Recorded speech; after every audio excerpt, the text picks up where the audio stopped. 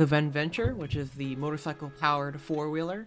Today I'm working on the shocks. As you can see here, the boot is really torn up, but there's a lot of other things that are broken on this, such as the ball joint that I'm looking at right now. And you can see that something's wrong with the bearings. Either something's not tight or something is shot on the inside. I tried using the breaker bar to get the nut off on the outside, but since that there's no axle attached on the inside, I can't get enough grip. So the impact does fortunately have enough, well, impact to get that off. So let's start taking this apart. This is where some of the seals rest on, so I want to make sure that's really clean. That way so grit doesn't get in there and wear out the rubber and metal.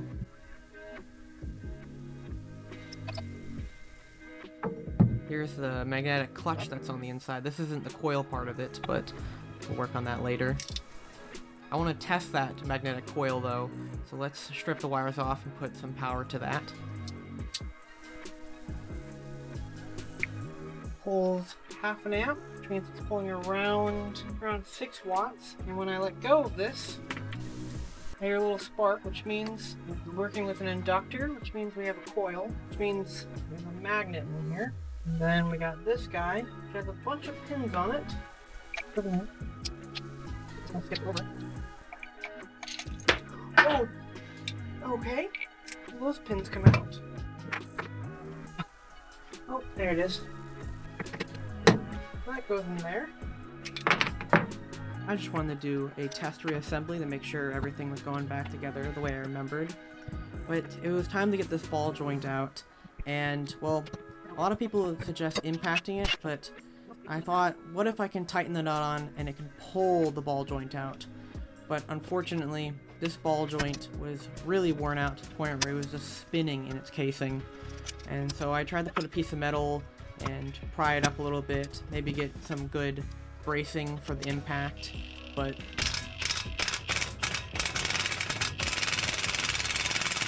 yeah, it was just spinning way too much. And now, well, now the nut's impacted on there, and since it spins, I can't get it off. I tried the vice grips, and that didn't end up working because, well, the vice grips were just spinning on the shaft of it. So I spent a while trying to get that off. Eventually some heat is actually what ended up doing it.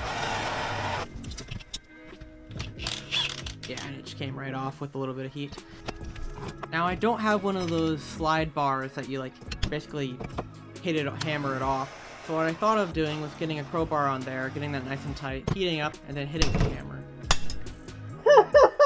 That actually worked. I'm surprised. But I'm happy about it. I'm gonna let that cool down for a little bit. Please enjoy all of this dirt getting scraped off, or else you can skip.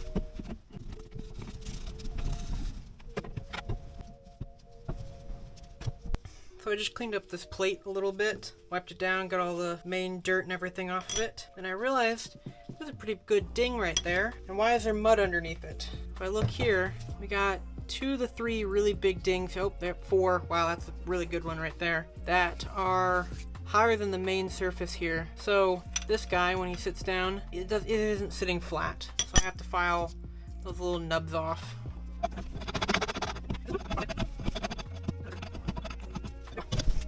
A little bit of a scrape mark from the file, but it sits a lot better now. No lumps anymore. While I was cleaning, I was thinking about that coil that we worked on a little bit earlier, and why it wasn't as strong as I thought it was. Well, when the alternator is on, or the stator is on the motor, the battery is charging at a little bit higher than 12 volts, let's say like 14 volts. So let's test it like that. So I plugged this in, pulling around 7 watts, and initially I was going around with this pair of scissors, just seeing if I could feel anything, because it's, you know, it's light. And I thought, well, maybe this is too thin, so I touched the screwdriver, and I didn't really feel much. I felt a little bit, and then I realized that the screwdriver, it's magnetic, so like, of course it's gonna stick. So I thought, the metal that it's trying to attract is really thick, so let's grab something that's a lot thicker. So I grabbed the hammer, and yeah, that is magnetically stuck. So good, it does work. I just had 2 volts too low and not enough metal. So that gives me a little bit more confidence. I do notice there's 2 scored grooves in this, and it's consistent all the way around. So I don't know if that's supposed to be like that. I doubt it. There's a lot more cleaning I need to do. I'm just gonna skip most of that for the video, just because that's boring. Don't worry, I am getting it done. I'm gonna get the ultrasonic out and start cleaning some of this stuff.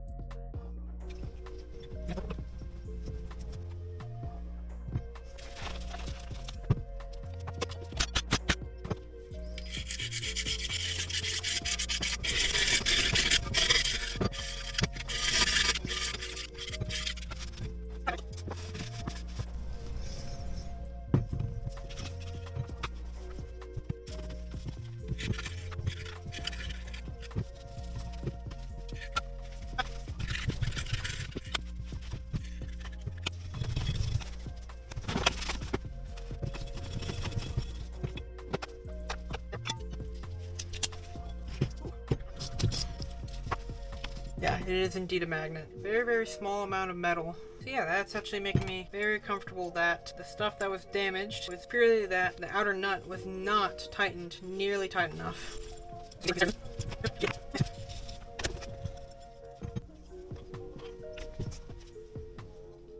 Yuck, look at all that gunk. And that's in between this outer seal and this inner seal right here. There's a little groove. Like, just kind of go around, yeah, and there's more stuff in there.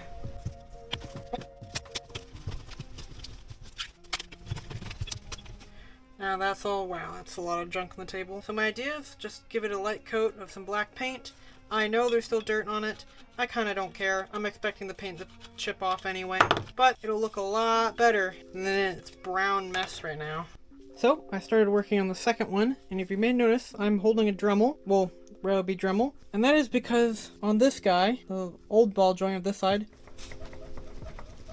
yeah, that one's bad as well. You can see when I hammered it out, I mushroomed it just a little bit, where this side is squished upwards. All the other sides are completely fine, but I can't get the nut on it to pull off this. So what I'm going to do is I'm going to grind that off, or sand it off, just the part that's mushroomed, and I'll see if I can still get this back on. See, nope, it's still getting stuck. I have a feeling I'm going to need to get a little bit more persuasive than a little sander. Okay, let's do this gently. Hey, look at there. That's like 2 turns. Hopefully that's enough. Probably not. Try it like this time. Yeah, this is all going to have to come apart. Well, so I took off the outer cap of the one that I thought was good, the second one, and the first thing I see is grass. So, that does not bode well, and yeah, there's dirt in there, mud and stuff, but at least there's no, bearing wobble or anything, so don't have to worry about that. Oh, that's loud. Wait a minute. This reverse thread Oh my goodness. Well, I'm glad I didn't go for too much longer. Yeah, what the heck? It's fine. I'm glad I got that on camera. What the heck? I mean, I understand why. Okay. Oh, we're leaking. Oh, yeah, there's stuff in here. Okay, those 2 rings that I saw on the other one are also on this one. Yeah, look at that. Chunks of dirt. Actually.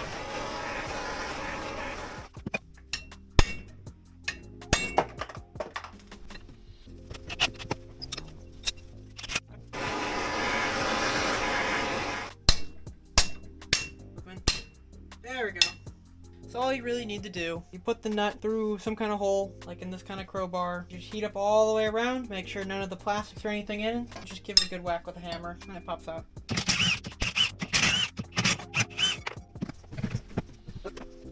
So I'm dumb. Not done, but dumb, because this is day 3 of cleaning these things, and I'm just finally getting down to the aluminum part here. I've been hand brushing. Hand brushing enough to where that's what my brush looks like. This is my 3rd brush now. And then I remembered, just sitting a few feet away from me, a wire brush set. So, we're gonna see how much time I wasted by trying these out. Oh, I can't believe that. I'm gonna go with the smallest brush first, just to get in all the little details and see how much I've been missing.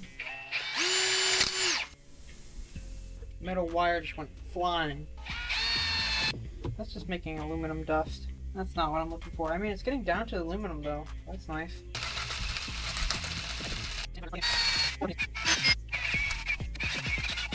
This is nice and shiny, but aluminum dust is coming off of it. You know, the wire wheel is steel versus this is on aluminum. But at least it's getting somewhere. And all the bearings and everything they're stored elsewhere. They're in a clean bag. So I'm not worried about that.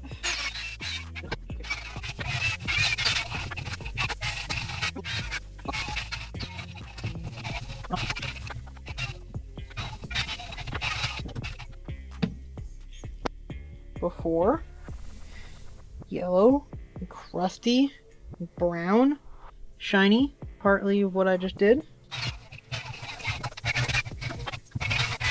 Obviously still working on it, but you know, just after a few minutes, look how much more silver all this is. And of course I still have, you know, the edges and everything, and I'm still gonna have to get in there with, you know, the brushing, but it's looking a lot better. So I'm just gonna keep on doing this until this thing is as clean as I reasonably can get, and I'll go from there.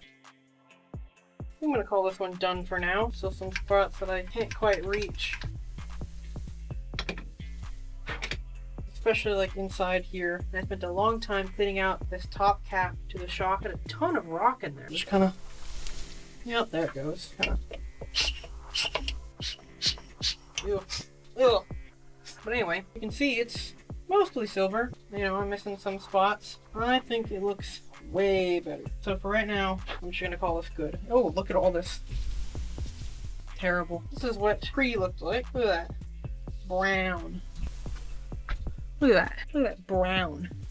Silver. Yeah, no, there's a pretty clear difference. This is a lot cleaner. Yep, I wish I could clean this better, but it's been hours already, hours and hours, and well, I want to move on to something else, so maybe I'll clean it more later. Also, something to note, these are the spindles that go through the hubs and everything. Because we're swapping both the left and the right wheel hub, we're gonna actually have to swap these as well, because they have to stay on their respective side that they originally started at. The reason why is because, as we pointed out earlier, one of these is a left-hand thread, and one of them is a right-hand thread. And the reason why they do that is so when you drive forward, the nut would rather tighten than loosen, and so if I swap them, it'll be doing the exact opposite of what they had designed for. So I have to remember which one went to which side, but I think for right now, I need to do the fit up on the four-wheeler so I can get some measurements done.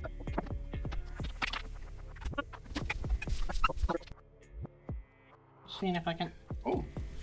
Okay, so you want me to get it when you do the little pump thing? Right here and here. Yep. I really like the number 10. 1/8. 1/8. Yeah. 9 1/8. Okay. You went down almost an inch. Really? Almost an inch? Yeah. You're down to an 8. Okay, and so I weigh 160. So this has got a spring rate of probably around 160 pounds per inch. What? Yeah, do it one more time. Okay, I'm going to give it a little bit of bounce and see if it brings back up. Okay, got it. 3/8. 10 was the mark, and then when you kind of held it, it was down to 3/8. Okay, so it wasn't a full inch, so it was 5/8. Not on that last one. Because I think you're a little tired now and you kind of let up. You didn't have all of your weight on it. Okay. It's hard on my palm. Look at that. Oh, I could just put gloves on. And we are at 10. Okay, you're ready. Yep, a quarter. Between a quarter and an eighth. Okay. Yep. Let's say I fully went drop. That was 1.5 inches, son. I'm just thinking, how much do you think the frame weighs with the engine on the front? Just the frame or just the engine? Well, the front half of the frame. I'm gonna say 350. I wasn't going to go quite that high. What are you gonna guess? About 280, under 300. Okay, because I was gonna say normally the motorcycle with everything on it is around 500. And I'm just saying maybe we remove the front 2 tires and the rear swing arm. Oh, I said 350. I was just subtracting 150 pounds. Say right around 300. Roughly going to be 1.5 inches, 2 inches compressed under normal load. How much does it compress under the four-wheeler's original load? Yep. Oh my gosh. Okay. I just want to get its overall height. No, the whole thing is rolling backwards. Top, 10 and an 8.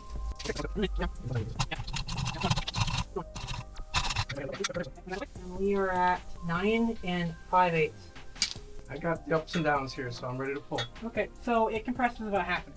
Yeah, it's a lot less than I thought. Yeah, it's a lot less than I thought.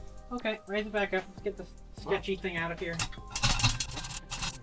Since most of this mass is directly over this, I think that most of the mass was accounted for, even though we're at such of a strange angle, right? Because once you lift this up at a certain height, the mass shifts back. So much of this mass is right here at the front. I don't think that's an issue. I was thinking exact same thing. Let's get these out of here.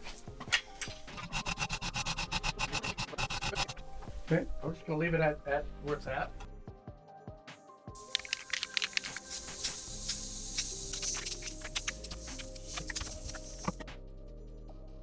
Okay, I have a surprise behind my back, and if I remember which one's which. So this is what the original front wheel hub looked like. And it's very brown, it's made out of cast iron, still taped off because it's ready to paint. And that's because I've already painted the first one. Look at that color contrast. That's a matte kind of brown. This is a glossy black. And the reason why there are 2 different colors is A, duh, I painted this one. And 2, this one has got all that rustiness on it and it's terrible. I've already tried washing it a few times, even wire brushing it. This is the best I got. But this one looks great. So yeah, I have to paint this one still, but since this one's already been painted, I'm going to take off all of the masking tape. I'm going to reassemble one of the front shocks that way so we can get some more height measurements of where everything is supposed to go. It'll make my life later on a little bit easier. And after our tests showing that both shocks compress each around 1/2 inch, I'll just have to take whatever we measure, maybe add 1/2 inch vertically, and that should give us the mounting location for our top of our suspension. Yep, still nice and clean in there from when I cleaned it last. And of course, since it's been a week, masking tape has gotten way too sticky. So I'm gonna have to clean, ooh, yeah. Yep, let's get that cleaned off. I don't want any of that. Yep. Everything has been oiled, but in order to do this correctly, I should fill it all the way back up with fluid, but I'm not going to. I'm just going to repack all the bearings and everything. Just because I'm getting a height mock-up and everything, I'm not worried about making sure everything's lubricated because it's not rolling. It's literally just going to sit in there. Once I get all the measurement, I'm going to take it all back apart because I don't want any of this sitting like the way it is. I'd rather have it all sealed because currently it's not, clearly. Giant hole and open. Here it is. I spent way too long with the wire wheel, as you probably already saw. Yep, I'm going to have to clean up all this too. The inside one looks fine.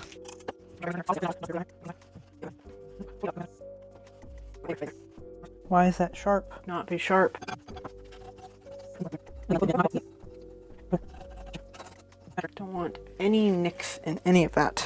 Pretty sure I already flipped which spindle goes in which one. If not, oops, it'll be obvious when I'm assembling it on it. Oh, right, I forgot. I did not put the bottom bushing in. That is the appropriate next step. Jeez, I think some of the, oh, you know what that is? That's blue Loctite that I'm scraping off. Did someone seriously try the blue Loctite, that plate on? Because there was blue Loctite all the way around. How rude of them. Because now it's in the way. Yeah, I should use it. Not any real reason why I shouldn't. Right here. Right here. Use that one and that one. That's gonna go on there like that. Okay, let me go upstairs and grab the bushing. Okay, this has been in the freezer for like a few hours. It is cold.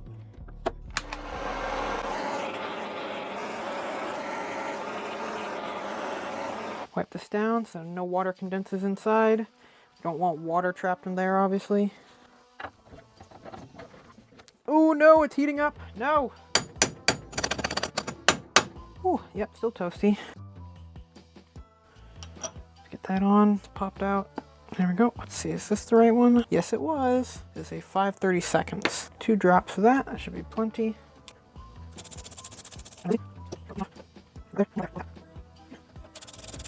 Nice. Oh yikes, look at that. More dirt fell out of this thing. How is that even possible? Yeah, there's more dirt coming out of this. Someone drove this through a mud puddle. That must be why the motor was blown. Inside this box here is both sets of these guys, and the set that fits this, the set that we're using. That's all of that. And I keep it in this box, in the envelope bags, just because that is the cleanest thing I have around here. Now about the order that this goes in. Pretty sure it can only fit one way. I remember this spacer goes into there. This outer metal plate goes there. Should have an extra washer. Yep, here that is. This tightens down to that. Then we have 4 tapered roller bearings, or they'll be a dual set. So those 2 are the same. These 2 are the same. Bigger ones, I believe, go on the bottom. Yep, so that goes right on there just like that. Therefore, this goes through here. One goes on top. Then this guy goes through here.